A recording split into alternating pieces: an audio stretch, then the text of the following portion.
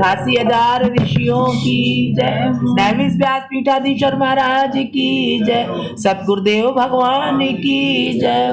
श्री कृष्ण चैतन्य प्रभु नित्यानंद श्री अद्वैत गदाधर श्रीवासादि गौर भक्त वृंद की जय। गौर भक्त वृंद की जय। अनंत अनंत कोटि वैष्णव भक्त वृंद की जय। अनंत अनंत कोटि गुरु जनन की जय। अनंत अनंत कोटि रसिक जनन की जय। श्री वृंदावन धाम की जय। श्री यमुना रस रानी की जय। श्री ब्रज रज रानी की जय। श्री राधा रमण लाल की जय। श्री राधा वल्लभ लाल की जय। श्री राधा गोविंद देव की जय। श्री राधा मदन मोहन की जय। श्री राधा दामोदर लाल की जय। श्री युगल किशोर की जय। श्री बांके बिहारी लाल की जय हो। श्री गोपेश्वर महादेव की जय हो। श्री राधा राजेश्वरी की जय हो। अष्ट सखिन की जय हो। बाल कृष्ण भगवान की जय हो। गोप सखा वृंद की जय हो। श्री वृंदावन धाम की जय। भूतेश्वर महादेव की जय हो।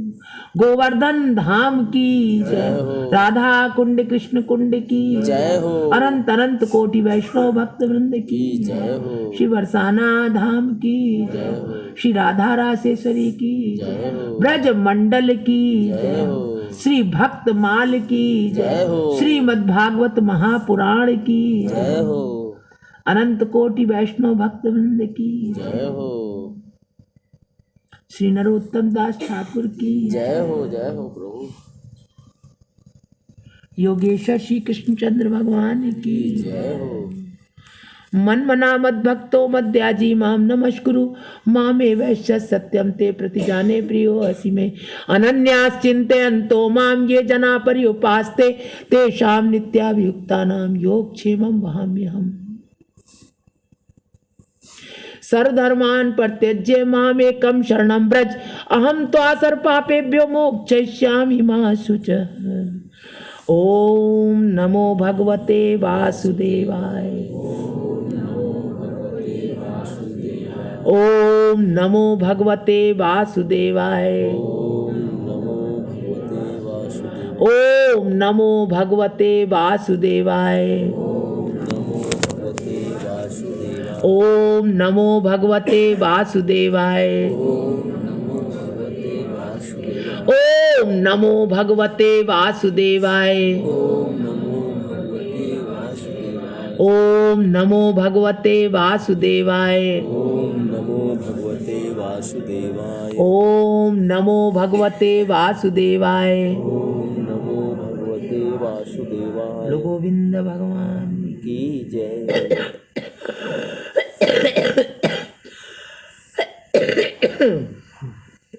सबके चरणों में प्रणाम, सभी भक्तों के चरणों में वंदन। भगवान की बड़ी कृपा है, बहुत बड़ी कृपा दीदी, जो आज भी हम सब भगवान के चरणों में बैठ करके बहुत बड़ी कृपा है। भगवान के कीर्ति का गान करने का भगवान ने सुअवसर दिया। भगवान की बहुत बड़ी कृपा है। ऐसे ही जीवन बीत जाए प्रभु। अनेकों विघ्न बाधाएं आप टारते रहे दीनानाथ। हम तो अज्ञानी जीव, कर्मोवश तो बहुत बुरे हैं, लेकिन आपकी कृपा हो जाती है तो सारे मार्ग खुल जाते हैं प्रभु। ये तुच्छ जीव कुछ नहीं कर सकता, मेरे गोपाल आपकी शरण में पड़ा है।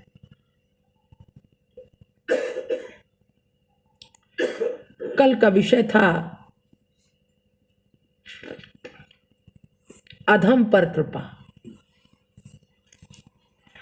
अधम पर कृपा बहुत सुंदर करी उन्होंने कि हम सबको देह दयादिक सब कुछ भूल कर दीनहीन मलिन होकर के जीवन को जीना होगा।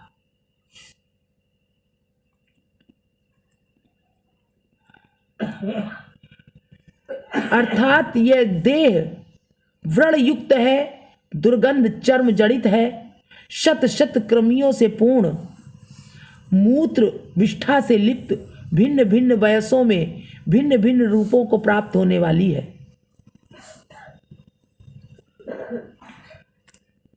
जो निश्चित रूप से विनाश को प्राप्त होगी। ये हमारा शरीर निश्चित रूप से एक दिन विनाश को प्राप्त होगा, खत्म हो जाएगा।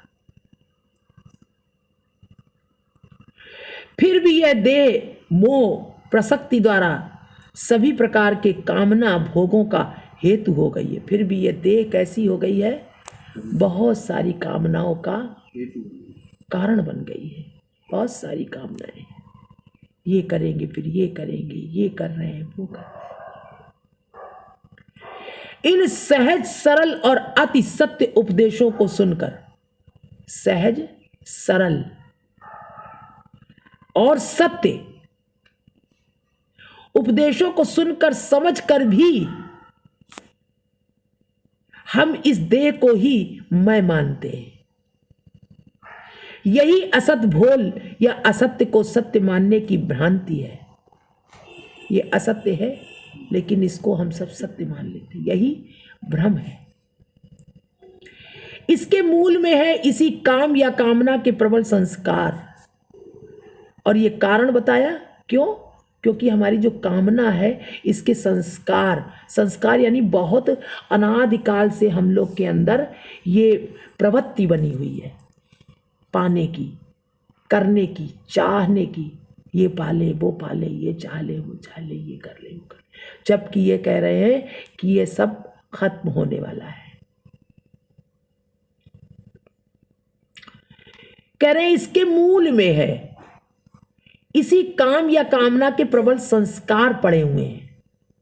श्री ठाकुर महाशय कहते हैं वो प्रबल कामना ही मुझे तिमिंगल की तरह निगले जा रही है। तिमिंगल तो कल समझ गए होंगे ना, समुद्र में बताया।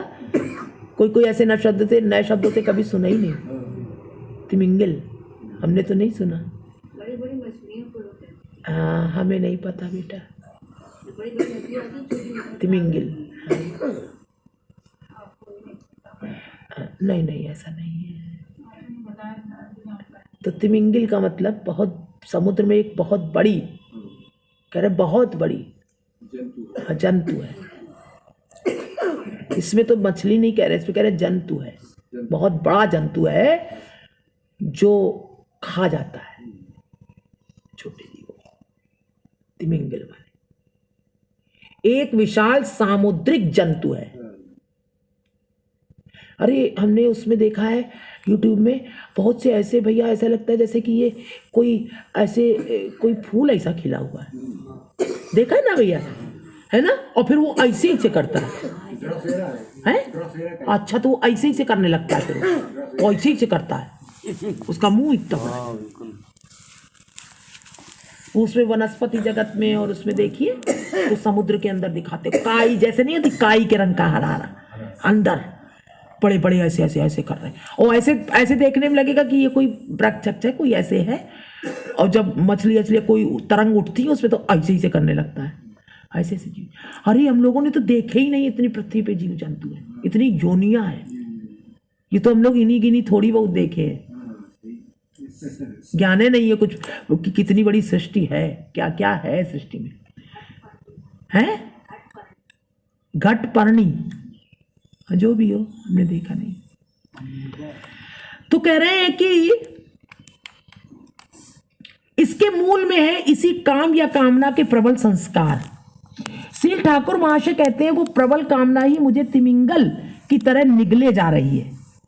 कामना, इतनी प्रबल कामना, इतनी बड़ी कि वो हमें निगले जा रही है। कामना ही, हम ही लोग की कामनाएं हम लोग को निगल रही हैं। समुद्र का बृहत्तर जलंतु, बृहत्तर जल जंतु है तिमी। इस तिमी को भी निगल सके ऐसे अति बृहत्तम जल जंतु का नाम ही तिमिंगल है। सबसे बड़ा जल का है तिमी, उसका नाम तिमी है, और उस तिमी को भी खा जाने वाला है तिमिंगल।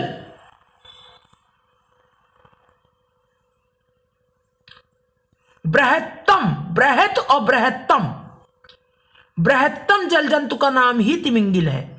वही कामना रूपी तिमिंगल ही मानो ग्रसित कर रहा है। इससे कामना की शक्ति या भयावहता का पता चलता है। क्षुद्र मानव अपनी सामर्थ्य से इसके कवल से आत्मरक्षा नहीं कर सकता। तभी ओहे नाथ करो मोरे त्राण, हे प्रभु श्री कृष्ण एकमात्र तुम ही महाशक्तिशाली काम के हाथ से रक्षा करने में समर्थ हो। अतः इसके कवल से मेरी रक्षा करो, रक्षा करो, रक्षा करो। आज है निष्कपट भजन, कल वही था अधम पर कृपा। इस प्रकार कृपा होती है अधम पर। हम सब जो इस माया में फंसे हुए हैं, इससे हमारी रक्षा करो प्रभु, कह रहे हैं नरोत्तम दास जी। हाँ, कह रहे हैं कि यावत जन्म मोर अपराधे होइनु भोर, निष्कपटे ना भजनु तोमा, तथापि तुम इसे गति ना छाड़ियो प्राणपति, आमा सम ना हिक अधमा। श्री ठाकुर महाशय के दैन्य का आवेग क्रम से उच्छलित हो रहा है। दैन्य का, दीनता का आवेग उच्छलित हो रहा है। वे स्वयं को नितांत अपराधी, अधम और भजन साधनहीन मानकर कहते हैं, यावत जन्म मोर अपराधे होइनु भोर, निष्कपटे ना भजनु तोमा। कह रहे प्रेम की मूर्ति होकर भी श्री ठाकुर महाशय ने, प्रेम की मूर्ति है, पहले ही बताया जा चुका है। प्रेम की मूर्ति होकर भी श्री ठाकुर महाशय ने दैन्य के उच्छ्वास में इन त्रिपदियों में जो वाणियां प्रस्तुत की हैं, वे साधक के लिए मृत संजीवनी की तरह परम हितकारी हैं। साधक के लिए मृत संजीवनी, जैसे मृत को संजीवनी दे दी जाती तो जीवित हो जाता है, की तरह परम हितकारी है। ये त्रिपदी जो अभी बताई है प्रगट। जबकि नरोत्तम दास जी का स्वरूप क्या है, किसका स्वरूप है? कनक मंजरी।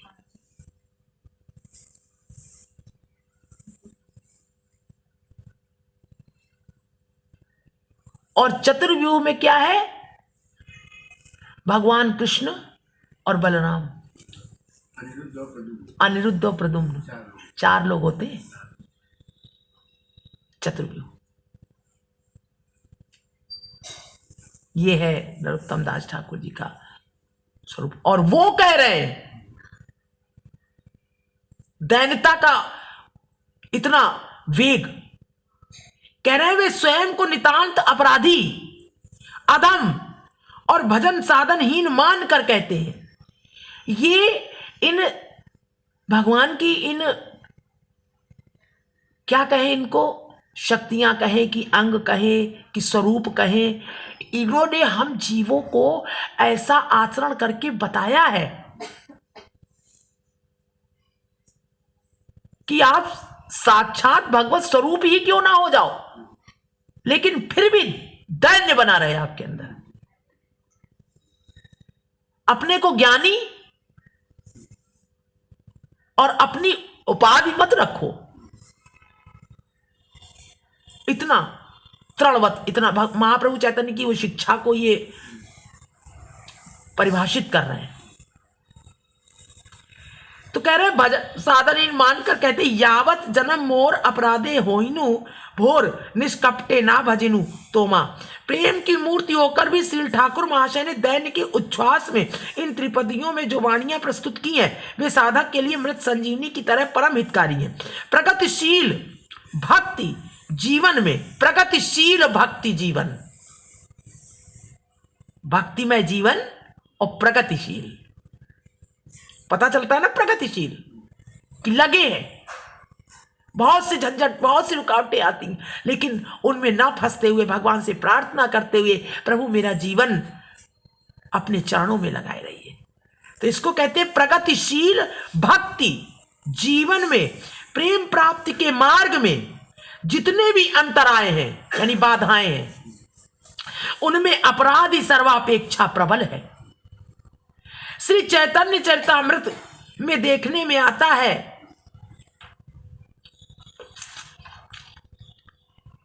अंकुरोत्पादन में अति शक्तिशाली पुष्ट बीज यदि मिट्टी में गिरकर वर्षा का जल प्राप्त करता, अंकुर उत्पादन में यानी अंकुर के उत्पन्न होने के लिए कोई अन्न है, बीज है, अब वो बीज बोया गया, अब उस बीज बोने के बाद तो उसका अंकुर निकलेगा। तो कह रहे अंकुर उत्पादन, उसको क्या कहेंगे अंकुर उत्पादन में, यानी अंकुर उत्पादन का कारण क्या बना बीज। तो अंकुर उत्पादन में अति शक्तिशाली पुष्ट बीज, वही कहा पुष्ट बीज यदि मिट्टी में गिरकर वर्षा का जल प्राप्त करता है तो वो अंकुरित होता है और यत्न पूर्वक उसकी देखरेख हो, अंकुरित हो जाता है वर्षा के जल से और फिर उसकी देखरेख हो, यत्न पूर्वक उसकी देखरेख हो, जल सिंचन आदि हो, गुड़ाई हो, सिंचाई हो, निकाई हो, जो भी सब होता है, तो यत्न पूर्वक उसकी देखरेख हो, जल सिंचन आदि हो तो यथा समय फल देगा ही। जब समय आएगा तो फल देगा। उसी प्रकार कृष्ण नाम रूपी बीज हृदय भूमि में गिरकर श्रवण कीर्तन आदि जल से सिंचित होने पर भक्ति कल्प लता का अंकुर निकलता है। कृष्ण बीज, कृष्ण भक्ति का बीज अगर पड़ गया है तो फिर वो अंकुरित तो पल्लवित होगा, भक्ति भजन रूपी कीर्तन के द्वारा सिंचित होगा और फिर वो लता पल्लव के रूप में निकलेगा। अगर कृष्ण भक्ति का बीज अंकुरित हो गया है ना। देखिए अपने अपने दिलों से देखिए, कहीं मत जाइए।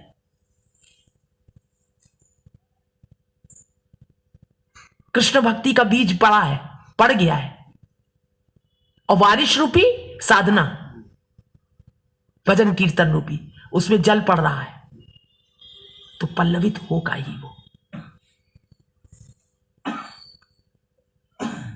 कल्पलता का अंकुर निकलता है, यथा समय उसमें भाव कुसुम, यथा समय भाव कुसुम, जैसे पुष्प आते हैं यथा समय, वैसे भाव कुसुम, यथा समय वहां भाव भी आ जाएगा, जागृत हो जाएंगे भाव, नहीं भैया, भाव कुसुम और प्रेम फल अवश्य आएंगे। बोलो गोविंद भगवान। भाव और प्रेम ये फल है। पहले फूल आया, पहले अंकुरित हुई, पहले बीज पड़ा कृष्ण भक्ति का, कृष्ण का बीज अंकुरित पड़ा और फिर उसको सिंचन किया गया कीर्तन भजन से, साधना से, तो फिर वो लताएं आ गई, उसमें भक्ति लताएं आ गई और जब भक्ति लता हो गई तो उसमें फिर भाव फूल आ गए और फल आ गया, प्रेम फल आ गया। कितना सुंदर है, पूरा विज्ञान दिखा दिया, पूरा मतलब दिखा दिया। भाव कुसुम और प्रेम फल अवश्य आएंगे यदि वही बीज पाषाण पर जाकर गिरता है तो उसके अंकुरित होने की कोई भी संभावना नहीं रहती। अगर वही बीज जो है अन्न का, अगर वो पड़ जाए पत्थर पे तो कहां, चाहे जितना पानी बरसता रहे बेटा, नहीं अंकुरित होगा, पड़ा रहेगा उसी पे, सड़ जाएगा, नष्ट हो जाएगा। तो उसके अंकुरित होने की कोई भी संभावना नहीं रहती। अपराधी चित्त भी इसी तरह, अपराधी चित्त उसको पत्थर कहा गया है। अपराधी चित्त भी पाषाण की तरह है। वो कैसा है? पाषाण की तरह है। वहां नाम भजन आदि भक्ति बीजों के अंकुरित होने की कोई संभावना नहीं रहती अगर अपराधी है ना। कहीं न दया है, न करुणा है, न प्रेम है, बस स्वार्थ अपना अहम अगर ऐसा है तो कह रहे हैं कि वो पाषाण है। वहां नाम भजन आदि भक्ति बीजों के अंकुरित होने की कोई संभावना नहीं। वहां ना नाम है, ना भगवान की कोई भक्ति आ सकती, क्योंकि वो तो आसक्त है ना, अपने ऐश्वर्यों में ही आसक्त है, उसी से उसको फुर्सत नहीं मिल रही है। मेरी मेरी मेरी मेरी, मेरा मेरी, मेरा घर, मेरा मकान, मेरे बच्चे, मेरा नौकरी, मेरी जाति, मेरी पाति, इसी में लगा है। कैसे अंकुरित हो सकता है? भजन पूजन क्या वहां भजन और संकीर्तन और सत्संग उस पाषाण हृदय में हो सकता है? नहीं हो सकता। अंकुरित होने की कोई संभावना नहीं रहती। इसीलिए वैष्णव संप्रदाय में अपराध का विचार इतना प्रबल है। वैष्णव संप्रदाय में अपराध, कि कहीं अपराध ना होने पाए।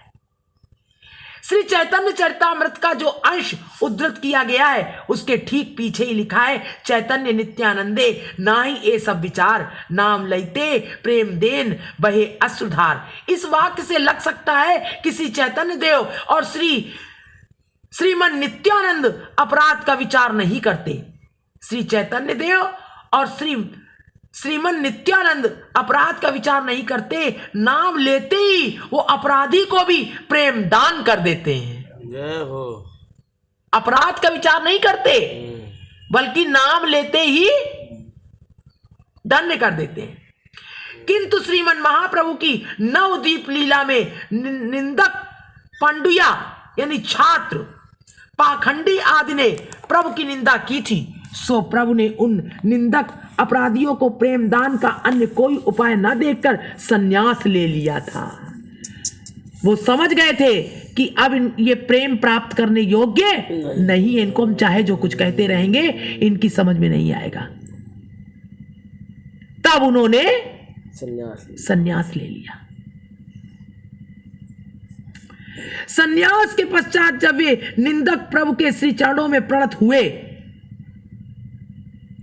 वो निंदक जो थे, जब उन्होंने संन्यास ले लिया कि नहीं अब कोई इसको नहीं, अब कोई सत्संग नहीं होगा, कोई शिक्षा, कोई शास्त्रों की शिक्षा नहीं दी जाएगी अब, क्योंकि वो निंदा करते थे, तो उन्होंने उससे खत्म कर दिया, संन्यास ले लिया।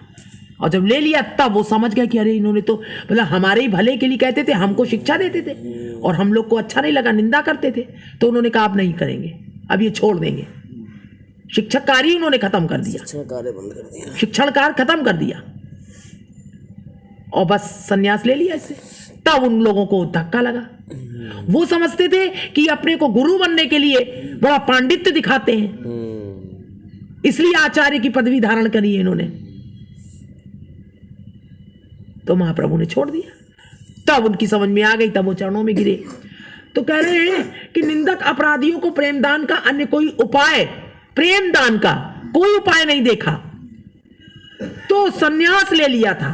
संन्यास के पश्चात जब वे निंदक प्रभु के श्री चरणों में प्रणत हुए और उनके अपराधों का अपगम हुआ, तब उन लोगों को प्रेम दिया।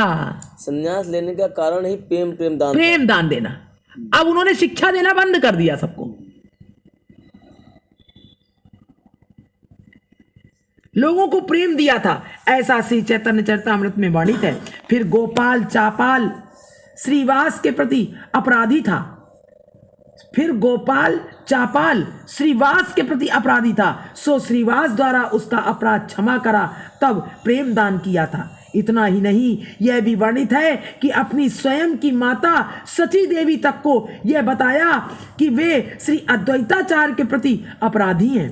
माता ने अद्वैत की पगधूल मस्तक से लगाई, तब उन्हें प्रेम दान किया। जय हो। इसलिए ऐसा नहीं है कि श्री चैतन्य नित्यानंद अपराध का कोई विचार नहीं करते। हाँ, वे प्रेम दान के विषय में कोई पात्र विचार नहीं करते। जय हो।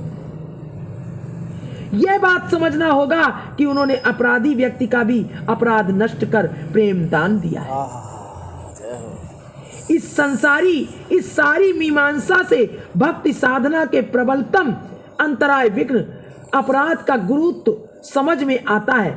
शील ठाकुर महाशय कहते हैं, यावत जन्म मोर अपराधे होई नो भोर, अर्थात मैं जन्म से ही अपराध आचरण करते करते अपराध पंख में फंस गया हूं या अपराध से ढक गया हूं, अर्थात सतत अपराध करके भी अपराध विषय में सतर्क होने की बुद्धि या शक्ति खो बैठा हूं। खुद अपराध कर रहा हूं और अपराध में कि मैं अपराध कर रहा हूं इसकी शक्ति मैं खो बैठा हूं, जबकि कोई अपराध नहीं कर रहे हैं, प्रेम की मूर्ति है, और फिर भी कह रहे हैं कि क्या करे प्रभु, कैसे जीवन जिए।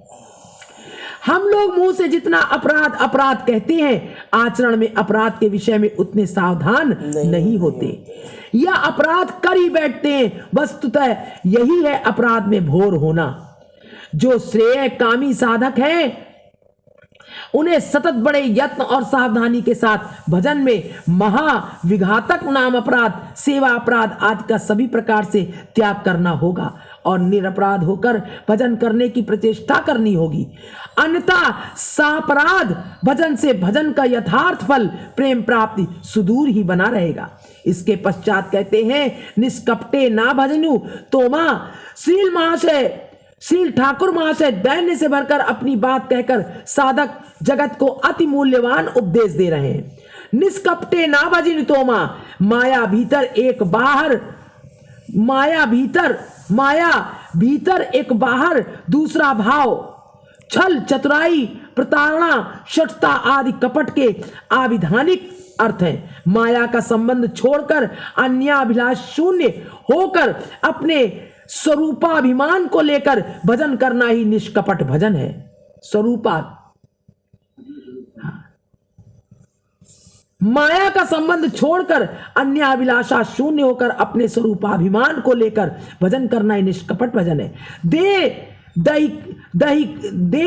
दैहिकादि के आवेश में साधक के चित्त में भजन के समय नाना प्रकार की लाभ पूजा प्रतिष्ठा आदि की अभिलाषाएं जगती हैं। यह भी माया की विडंबना है, जिससे भगवत भजन निष्कपट या आंतरिकतापूर्ण नहीं हो सकता। शील वैष्णव और भगवान के प्रति बाहर अर्चना आदि का आरंभ, किंतु हृदय में वैसी श्रद्धा भक्ति का अभाव, ऐसी कपटता से भक्ति की अनुवृत्ति ही नहीं होती। श्रीमद जीव गोस्वामी पाद ने भक्ति संदर्भ में ऐसे कापट्य भाव को प्राचीन महत अपराध का फल बताया है। यदि धामवास और महत संग आदि भक्ति का भजन से भी यह कपटता नष्ट नहीं होती, तो वह दुष्चिकित्स यानी असाध्य व्याधि जैसी हो सकती है। फलस्वरूप गुरु वैष्णव भगवान के प्रति नाना प्रकार का छल चतुराई शठता आदि सामने आते हैं। ऐसा कपटता दुष्चित्त व्यक्ति बाहर से भजन का अभिनय मात्र ही करता है। जब तक प्रबल महत संग या महत कृपा से यह कपटता नष्ट नहीं होती, तब तक उसके निष्कपट भजन की यह आंतरिकतापूर्ण भजन की कोई आशा ही नहीं रहती। तब तक आंतरिक भजन नहीं हो सकता जब तक कपट रहेगा। तब तक उसके जो सरल प्राण हो श्री गुरु वैष्णव और भगवान के चरणों में शरण ले भजन करते हैं, वे ही निष्कपट भाव से सब छोड़कर तुम्हारा होकर सरल प्राणों से एकांत भाव से तुम्हारा भजन नहीं कर सका। फिर भी तुम्ही मेरी एकमात्र गति हो। मैं स्वरूपतः तुम्हारा दास हूं और तुम मेरे नित्य प्रभु हो। तुम्हारी प्रबल बहिरंगा माया शक्ति की विडंबना से अनादिकाल से तुम्हारा श्री चरण भूलकर दैहिकादि में अनुरक्त हो उसी का अभ्यस्त हो गया हूं। तुम्हारी प्रबल बहिरंगा माया शक्ति की विडंबना से अनादिकाल से तुम्हारा श्री चरण भूलकर देह और दैहिकादिक में अनुरक्त हो उसी का अभ्यस्त हो गया हूं। यह सही है। फिर भी हमारे प्रभु दास संबंध का तो लोप नहीं हुआ। दास संबंध का, दास तो मैं हूं ही, चाहे गंदा हूं, कपटी हूं, सब कुछ हूं, लेकिन दास संबंध का लोप, मैं दास हूं। तत्वतः तुम मेरी एकमात्र गति के रूप में विद्यमान हो और अंतकाल रहोगे। इसलिए तत्व से मेरी गति में तुम विद्यमान हो, मेरी गति को तुम बनाने वाले हो, मैं कैसा भी हूं, और अंतकाल रहोगे। इसलिए हे प्राणपति, तुम्हारी माया की ठगी में पड़कर मैं तुम्हारे चरण धो छोड़कर अन्य वस्तु की कामनाएं करूं, तब भी तुम अपने नित्य दास को मत त्यागना। जय हो प्रभु, कृपा कर। बोलो गोविंद भगवान की। कितनी सुंदर बात कहना, नित्य दास को मत त्यागना। मेरे जैसा अधम निकम्मा सर्वथा अयोग्य और कोई नहीं है। तुम जब अधम तारण हो और मैं भी सर्वा की अधम हूं, तो इस अधम जन को अपने गुणों से, यानी उदार स्वभाव से, ब्रैकेट में दे दिया है, तुम्हारा गुण क्या है? उदार स्वभाव। अपने गुणों से यानी उदार स्वभाव से आकर्षित कर अपने अभय चरणों में स्थान देकर धन्य करो। भगवत पाद पद्मों में आया साधक इस प्रकार दैन्य और आर्ति के साथ उनके पदारविंद में प्रार्थना प्रस्तुत करेगा तो उनकी कृपा से निष्कपट भजन का सौभाग्य पाकर धन्य हो सकेगा। यही प्रकरणार्थ है, यही इस प्रकरण का अर्थ है। अगर दैन्य होकर के भगवान से कहेगा मेरे अवगुण चित्त हूँ तो प्रभु आपका दासी प्रभु, ऐसा भी हो प्रभु। आज यहीं विराम लेते हैं। कल का है पतित पावन नाम। पतित पावन नाम। जय हो। अधम उदाहरण। अधम उदाहरण बहुत सुंदर है। निष्कपट भजन ये था।